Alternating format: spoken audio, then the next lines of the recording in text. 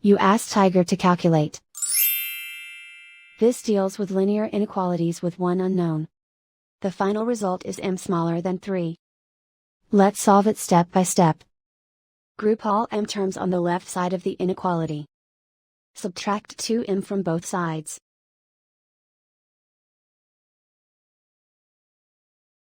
Group like terms.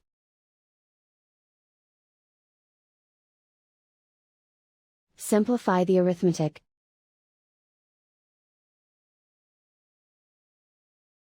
Group like terms.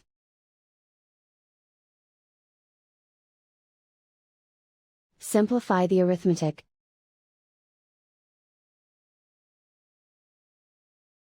Group all constants on the right side of the inequality. Subtract 3 from both sides.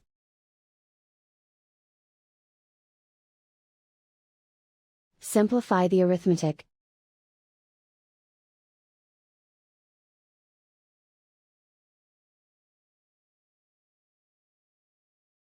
Plot the solution on a coordinate grid.